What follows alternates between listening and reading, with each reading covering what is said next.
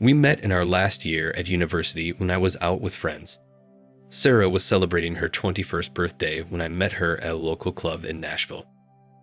I literally bumped into Sarah as I walked by her table, knocking her drink into her lap. After a few awkward moments, I apologized and we talked while I helped her clean up the mess I had made. Some call it love at first sight, but I think there was a unique chemistry between us that drew us like a magnet. From that night on, we dated and were never apart again. A year later, we were married and began our life together. My name is Jonathan and my friends call me Johnny. I have a degree in accounting and became a certified public accountant at a large accounting firm in Atlanta, where Sarah and I settled near our family. After working and gaining experience at a large accounting firm, I started my own firm. Sarah, who has a degree in business administration, supported me for the first 2 years until she became pregnant with our wonderful daughter, Angel. Sarah and I had a fairy tale relationship. We were still madly in love and spent all our time together. When Angel came into our lives, we extended our love to our wonderful daughter. For the next 10 years, we lived a typical family life, with me working hard to grow the business and Sarah taking care of the house and raising our daughter.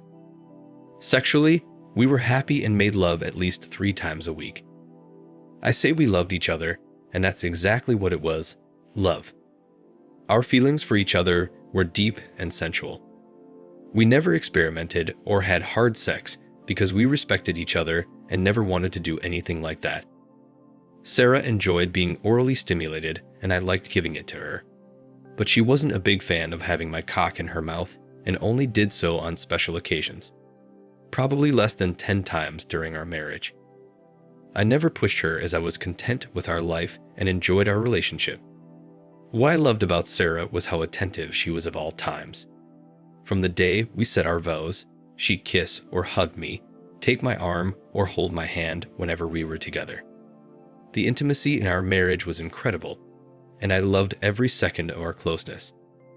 Our friends always laughed at us and said it wouldn't last forever. But after 10 years of that affection, they finally realized we were a special couple. When Angel was 10 years old, Sarah said she wanted to go back to work. Now that Angel had a routine and came home from school every day at 3:30 p.m., Sarah explained that she did not want to sit at home every day, but wanted to go back to the real world. After hours of discussion, we agreed and developed a plan that would ensure Angel continued to get the attention a 10-year-old girl needed. Sarah found a job as a personal assistant to William, a lawyer 10 years her senior. The hours were good, and Sarah loved having adult responsibilities, which was good for her ego and confidence. She was no longer a housewife, but a businesswoman and mother. I saw how happy she was with her work and supported her. She was able to be home by 4 o'clock every day and was always there for Angel. Our family grew stronger as time went on. We had a comfortable life and lived in an upscale apartment complex with membership to a country club. Since we had no financial problems, we were able to save enough for Angel's college and our retirement. We lived a blessed life because we had our health, money, and happiness without worrying. As you can imagine, sex life changes after 10 years of marriage, and in most marriages, it slows down, and ours was no different. We went from making love 3 to 4 times a week to only 2 times a week, usually Friday and Saturday nights. Yes, we became predictable, but we still loved each other and enjoyed our closeness. Sarah never stopped being attentive and always showed me her love throughout the years.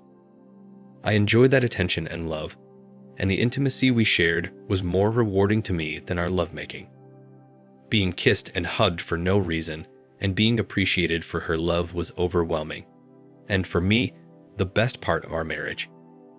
I returned the attention, but Sarah always made sure I knew how much she loved me. Angel joined the math club and stayed after hours, coming home around 5 p.m. Around the same time, Sarah started working late 2 nights a week, which worked out well because Angel now came home at the same time I did. We never wanted to leave her alone at that age and made sure our schedules matched. William, Sarah's boss, was promoted to senior partner in his father-in-law's firm.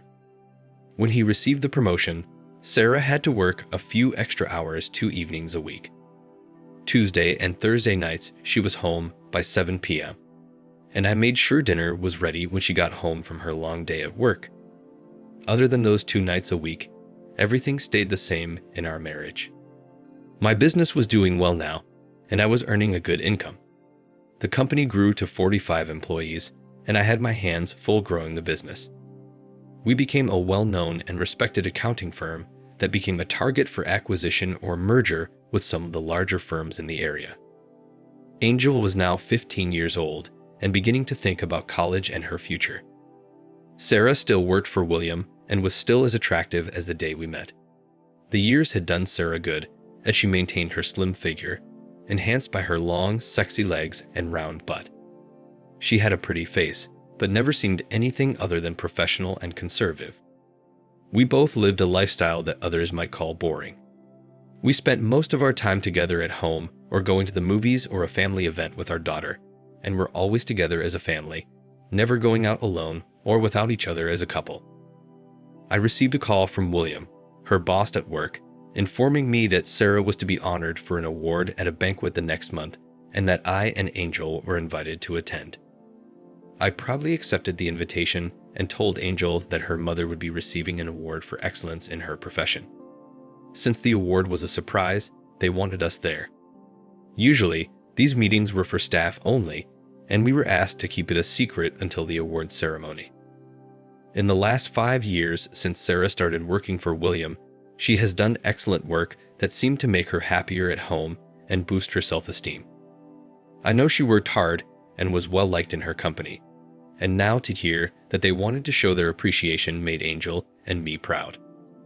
Sarah told us about an upcoming business meeting at the Ritz-Carlton downtown and that she had to work late and give a presentation to the entire company.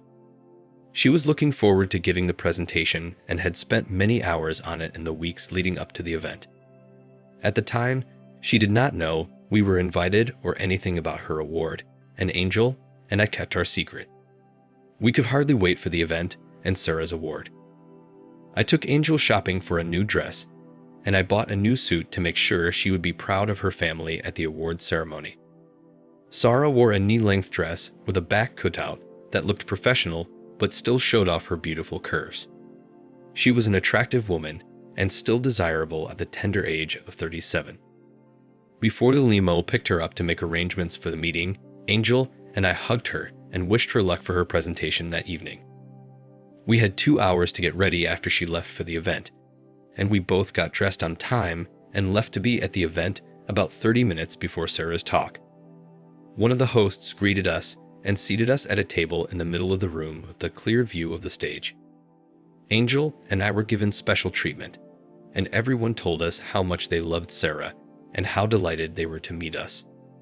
We felt so welcome and happy to be there for our wife and mother. The lights in the audience dimmed as they began the introductions on stage. The spotlights flickered as the first speaker introduced the firm's founder, the CEO, and then William, the senior partner. William gave a brief speech about the company's successful year and then introduced Sarah, who was to share some of the past year's successes. Sarah came on stage looking as beautiful as ever, and I saw how proud Angel was when she saw her mother begin her presentation. In a professional and practiced voice, Sarah talked about the great year the company had had, their successes, and the future projects they were working towards. She spoke for about 10 minutes, and when she was done, she handed the stage back to William. But before she left, Williams took her in his arms and held her next to him as he spoke. Ladies and gentlemen, before Sarah leaves the stage, I would like to say a few words. Sarah and I have worked closely together over the past 5 years, and Sarah has become an integral part of our organization and my work life. I am convinced that without her, we would not have achieved some of the successes she has outlined today. It is my great honor to honor Sarah tonight with our highest honor, the Chairman's Club Award. This award is only given to employees who go far above and beyond the call of duty and are recognized for their commitment to the company. She received a large plaque and an envelope containing $10,000 award. With tears in her eyes, she accepted the check, hugged William, turned to the audience, and thanked everyone. Angel and I had tears in our eyes because we were both so proud of her mother. The people at the table all hugged me, and it was one of our happiest evenings. We were both bubbling with pride and could not stop smiling. The lights came on and it was time for a drink. I took my daughter's glass and told her I'd be right back as I walked to one of the bars on the side of the room. The lines for drinks were long, and I saw an empty bar near the stage and walked over to get a double jack and a soft drink for Angel. Feeling happy and generous, I smiled and threw $5 in the tip jar, took my drinks, and turned to go back to my table. It was at that moment my world imploded. On the way back, something caught my eye, and I turned to see what it was. Behind the curtains, protected from the gaze of others, a couple was hugging and kissing. I thought this was strange and out of place at such an event, but thought nothing more of it until I recognized the dress. It was the same dress Sarah had worn that night. I turned around once more and froze in place. The couple I was looking at was still engaged in a heartfelt kiss.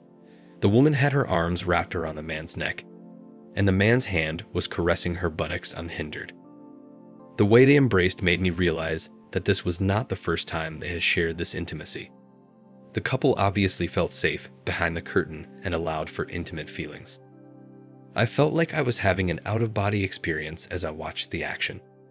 Still frozen, with 2 drinks in my hand and my mouth open, I watched the two until they finally separated and confirmed to me that it was indeed the love of my life, giving a very romantic kiss to her boss, William.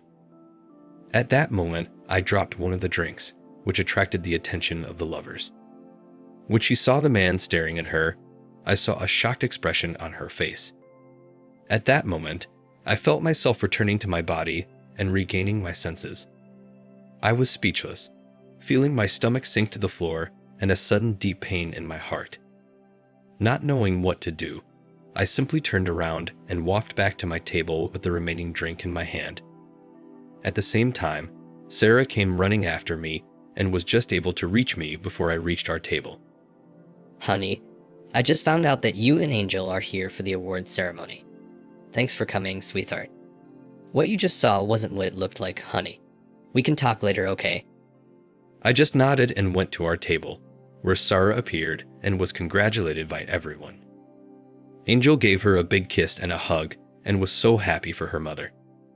I was still in shock and just sat there quietly with what I assumed was a sad expression on my face, not saying a word.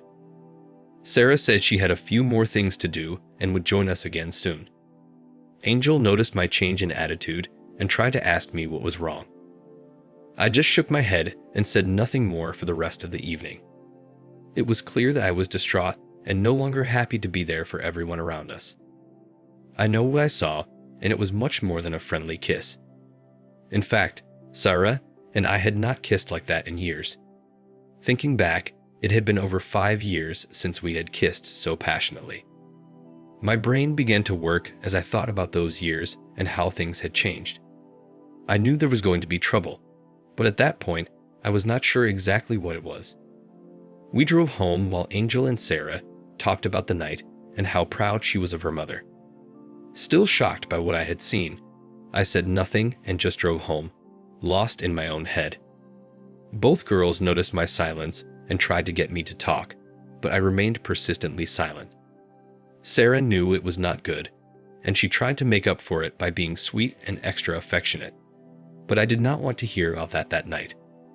I tried to keep my feelings away from Angel, but being an intelligent girl, she knew something was bothering me and was smart enough to leave me to my own devices. Before Angel went to bed, she whispered in my ear, Dad, if you want to talk, I am here for you, okay? She gave me a hug and a kiss before going to bed. I went straight to bed without saying a word, and a few minutes later heard Sarah enter the room. Johnny, are you okay, baby?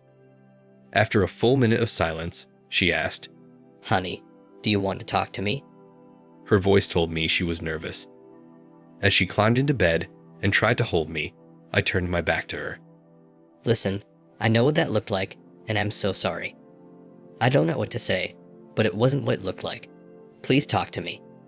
Wordlessly, I lay there and remained silent as anger began to replace the state of shock I was in.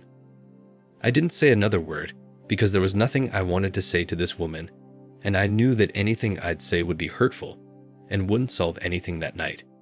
She tried to hug me, but I ignored her and experienced the worst sleep of my life. The next morning was a Saturday, and I knew it was going to be a long day when I opened my eyes and the sunlight streamed in through the window. I lay there remembering the scene I had witnessed, trying to make sense of the situation. I climbed out of bed, went to the bathroom, washed and brushed my teeth. When I returned to the bedroom, Sarah was sitting up in bed, watching me and trying to act normal. Good morning, sweetheart. Did you sleep well? She asked, as if nothing had happened. I ignored her question, put on a pair of jeans and a t-shirt, and before leaving the bedroom, I looked at her and spoke to her for the first time since the kiss. I turned to her with a hateful look in my eyes, speaking for the first time since the banquet. I said, "How long?" When she didn't answer and just looked at her hands, I left her and headed out to eat breakfast and have some time to think. I ended the conversation feeling a little distraught. I know things are going to change for us, and I'm not looking forward to hearing what she's going to tell me about her affair. She knows she has to tell me the truth because she knows if she lies, I'll know. Sarah and I've been very close, and she has never given me any reason to believe that she wants another man. I haven't noticed any change in her intimacy, and she still hugs and kisses me all the time. How can she act like that when she's having an affair? I mean, if she's with him, how can she show me all this love? Can the woman I love really have an affair with William? I looked at the clock and knew Angel was supposed to be at school for math club by 1 p.m., and I knew it was time to face it. I drove home and found Sarah sitting on the patio with a cup of coffee, staring out at the lake. Without saying a word, I poured myself a cup, sat down next to her, and asked her those two words again. How long? After a few minutes of silence, I noticed tears running down Sarah's face. What I heard next sent a shiver down my spine and an ache in my stomach that almost made me want to vomit. In a soft, tearful voice, I heard her say, 3 years. I asked, "The nights you worked late?" Again, she said almost in a whisper, Yes. I sat in silence again for a few minutes and then spoke. If I've got this right, the 2 nights you worked late every week for the last 3 years were the only times you've had sex with William. She said, Yes, we've never done it anywhere else. And there's so much to explain when you give me a chance. I responded with, save it. You just told me you've been screwing your boss 2 nights a week for the last 3 years. You don't have to be an accountant to know basic arithmetic. You've ducked him over 300 times, and I know you never do it just once, so I assume you've done it at least twice a night. Son of a bitch. Sarah, you ducked this guy over 500 times behind our backs. Sarah, do you know any man who can live with knowing that? Tears fell from her eyes onto her lap as I continued. You two must have had so much fun laughing at me, your ignorant cuckold. I can only imagine what you said about me or how he made fun of ducking my wife behind my back. Thank you so much, Sarah. I never thought you would do something like that to me. I have never been so humiliated and intentionally hurt by anyone in my life. I always believed that you loved me. You convinced me that I was your man. I loved you with all my heart. I would have died for you, but Sarah, you pissed on our marriage and broke my heart. Johnny, it wasn't like that. It was... I interrupted her and told her to shut the hell up. I got up and walked off the porch while she sat there crying and begging me to stay. I kept my cool on the outside, but on the inside, I exploded and went for a ride to get my emotions under control. The feeling of betrayal was new to me, and I needed time to process my feelings, what she was saying, and what I would do. I needed to talk to someone, and the only family I had left was my brother Tony. We were very close growing up, but we took different paths in life. Tony spent 5 years in a federal prison for drug trafficking and moved in dangerous circles. By comparison, I was a churchgoer, an accountant who paid too much in taxes and didn't even have a parking ticket. Tony and I didn't talk very often, but growing up, Tony always looked to me for support. I was there for him during his trial, and thanks to my political contacts, was able to get his sentence reduced from the mandatory 20 years to 5 years. That morning I called him. "Hey Tony, how are you doing?" Bro, how have you been? What's new? "I have a problem, and I need to talk to someone. Do you have time?" Of course. What's up? "Man, this is hard. Sarah cheated on me, and I just found out. I don't know what to do. I'm driving around hurt and in pain. I can start drinking, but that doesn't help, so I just had to tell someone. I'm sorry to burden you with this." Oh man, I love Sarah, and I can't believe she did this. Do you know who did it yet, and what exactly? "I know who did it, but I don't know all the details yet. I know it wasn't once, but I want revenge on that son of a bitch. Man, I'm so mad I'd want to strangle my wife." Look, I have a lot of friends who have gone through this, and I can understand how you feel. You need to let go of your anger. Go to the gym, go for a jog, whatever, but you need to calm down and let me help you get through this. You need to face the situation, gather all the information you can, and then decide what you want to do. I'll help you with any plans you come up with. Don't say too much and try to act as normal as possible, which of course will be hard.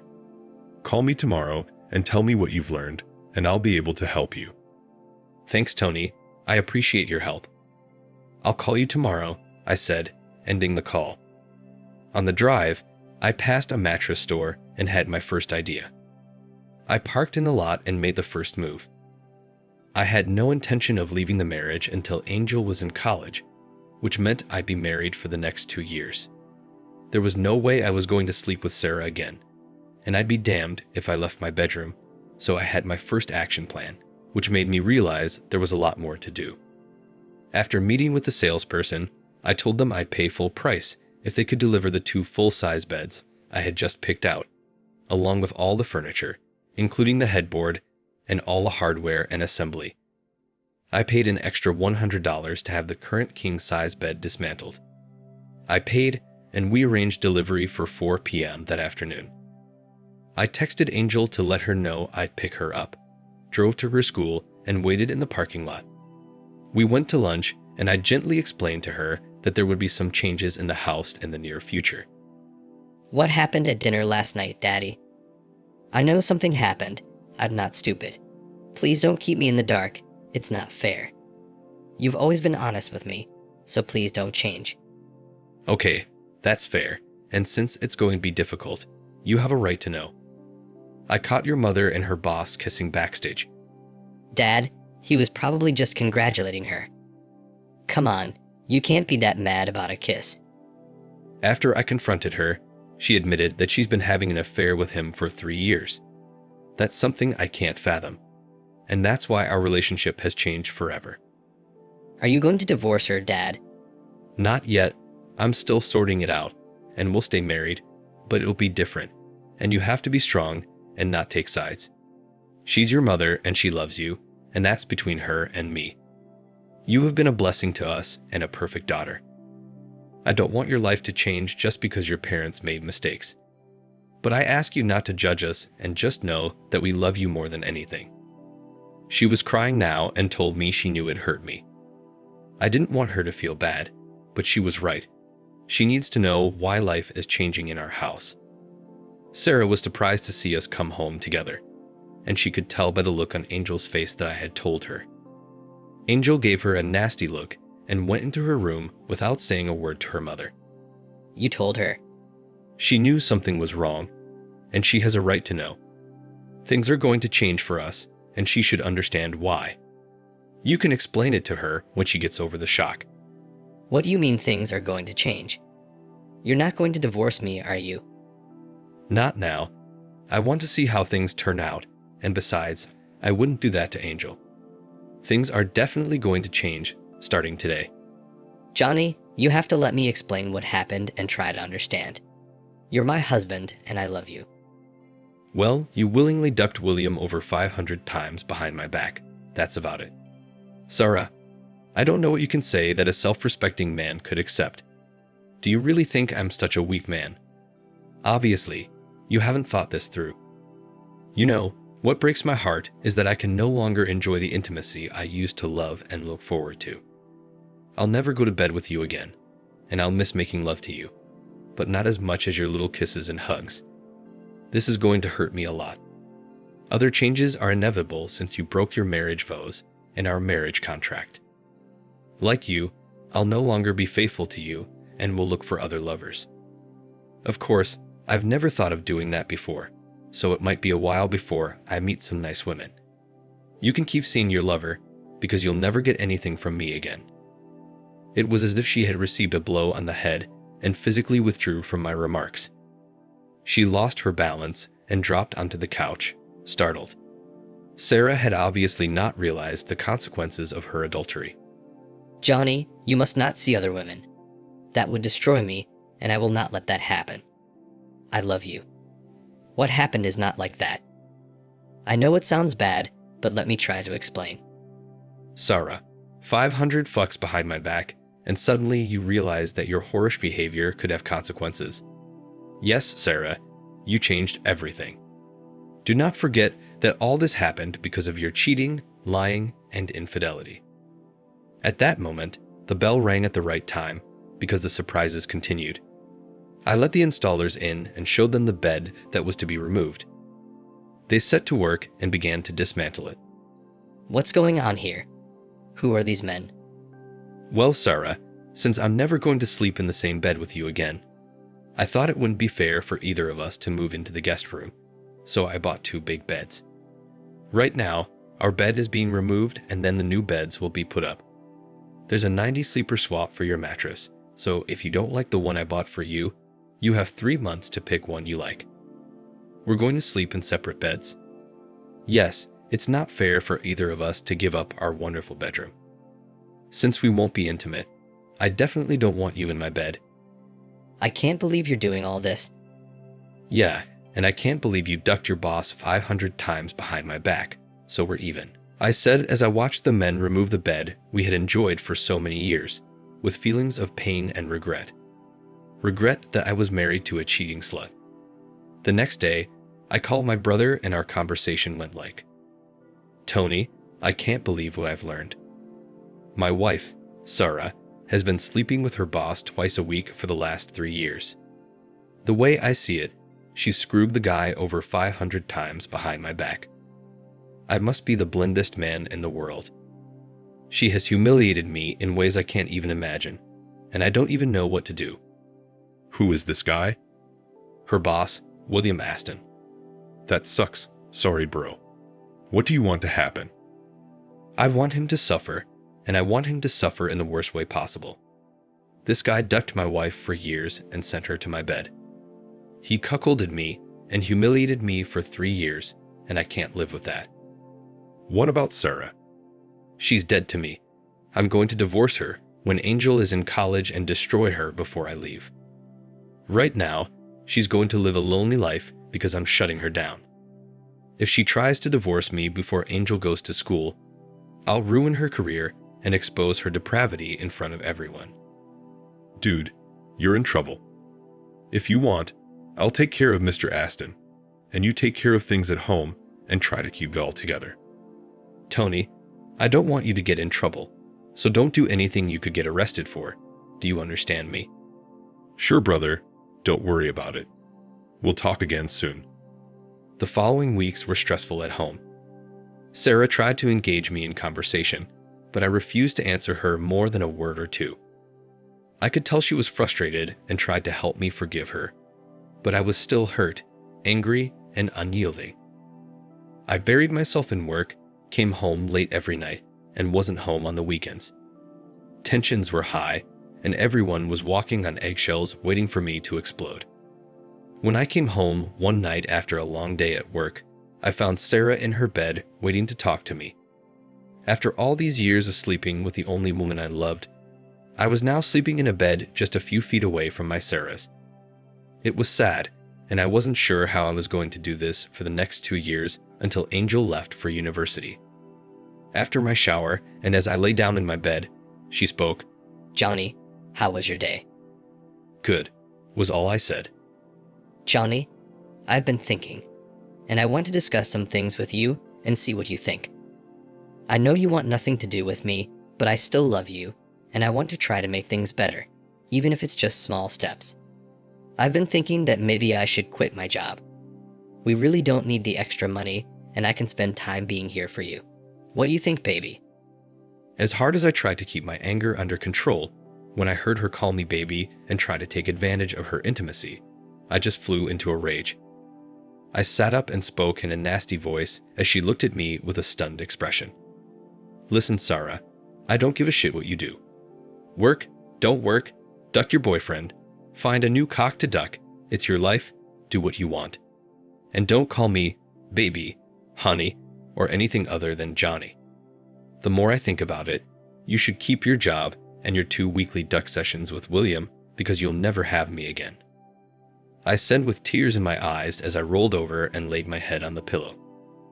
I heard Sarah start to sob as she began to understand how much her betrayal had hurt. Johnny, you don't have to say anything, but please just let me talk.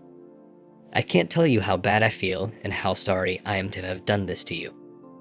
I want you to know that I never stopped loving you. The pain I've caused is beyond anything I could have ever dreamed.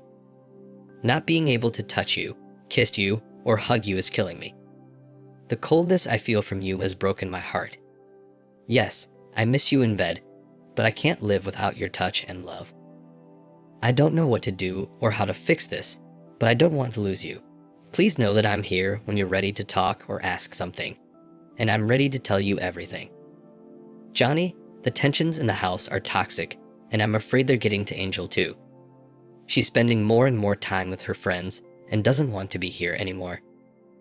I was thinking that maybe we could do some counseling to find a way to live together without this hatred. Would that be something you'd consider? I don't expect an answer, but think about it.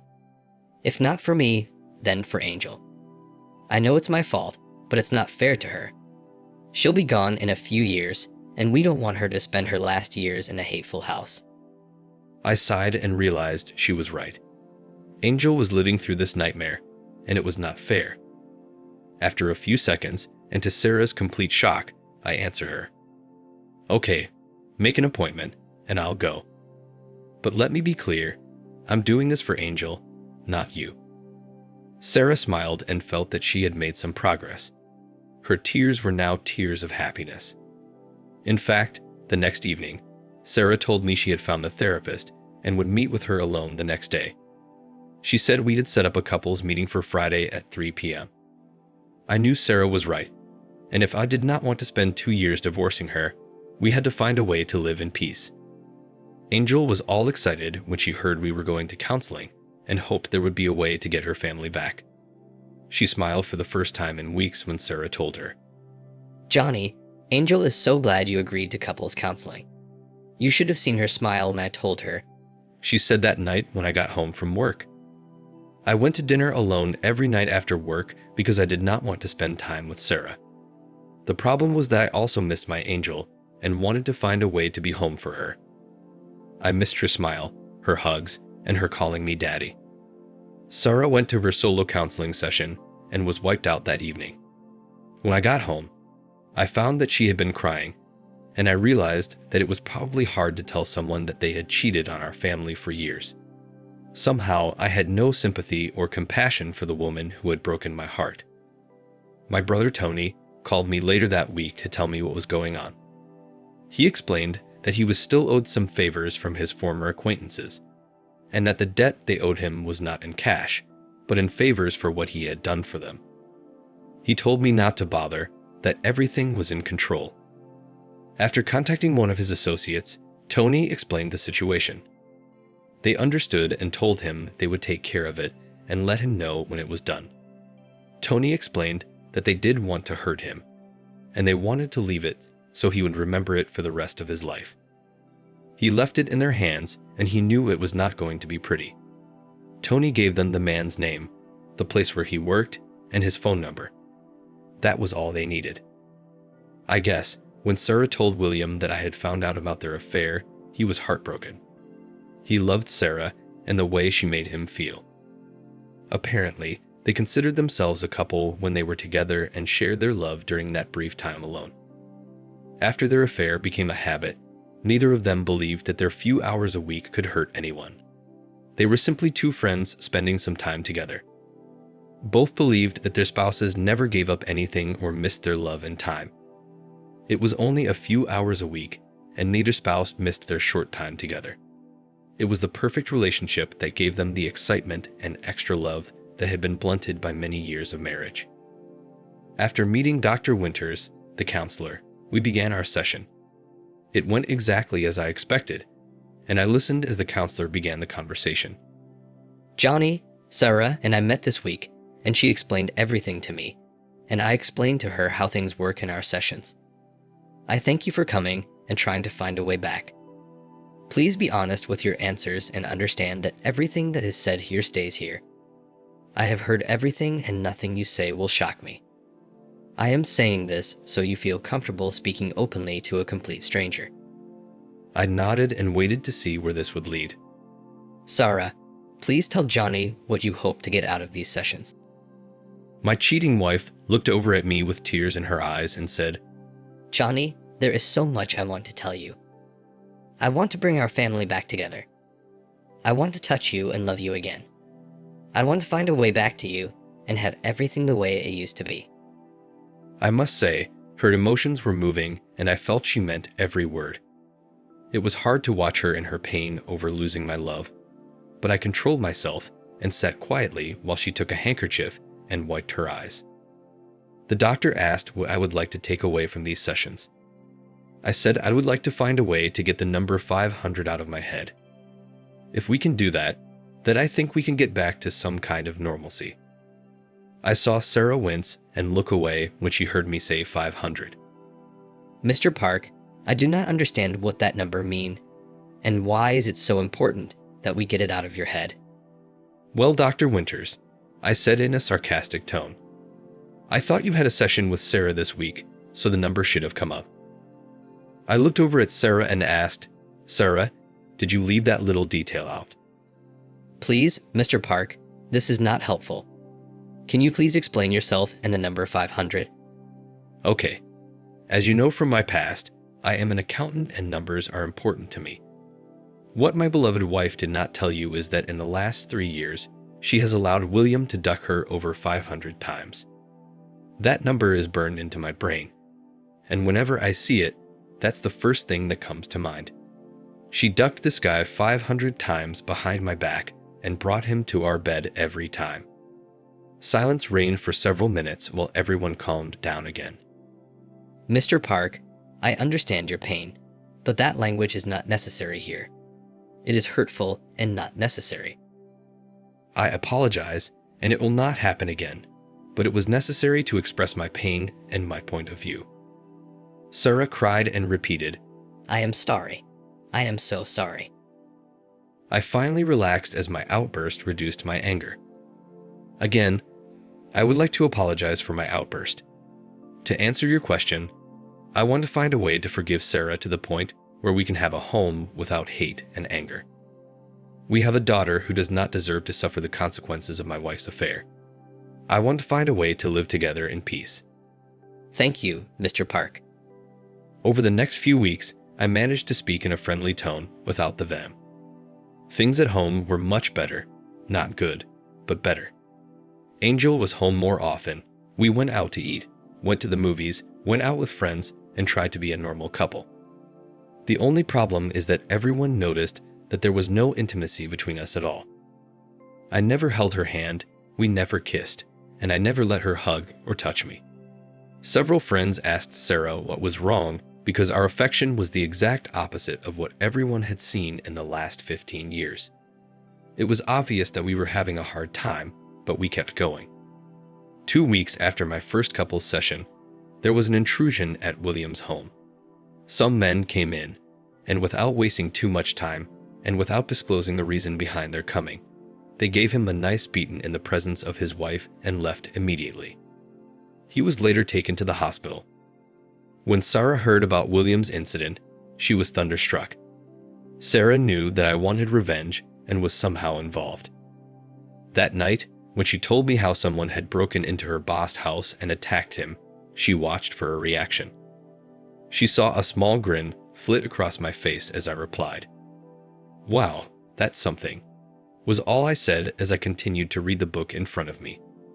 Is that all you have to say? Her tone and comment struck a nerve as I looked up and glared at her. "Oh, I am so sorry your lover got hurt. Do you want me to send him flowers, or should we go see him, darling?" She looked away and the conversation ended. Sarah knew that I was somehow responsible for this, and that if I showed remorse for caring about William, all the progress we had made would be over. Earlier that week, I received a text from Tony with a thumbs up emoji. That was our last contact for several months after things cooled down. I wondered if the police would find out about their affair and question me about the attack, but that did not happen. The police eventually put the report on case open file and moved on to other crimes. The perpetrators or the reason for the attack were never found.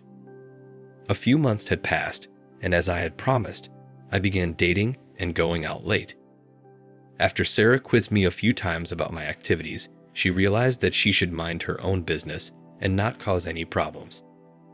I clarified that we were husband and wife in name only and were living together for the sake of our daughter. We eventually found a way to remain civil to each other, and our family life was going well. Sarah finally understood how badly she hurt her husband, and there was nothing she could do about it. I kept the family together by letting her know that I would inform her family and friends about her affair and make her life hell if she filed for divorce before Angel went off to college. Sarah was still married, but alone. She had no one to give her love to, which she lived for. Giving hugs, kisses, and love was something that defined her, and the two men she gave that to were now lost.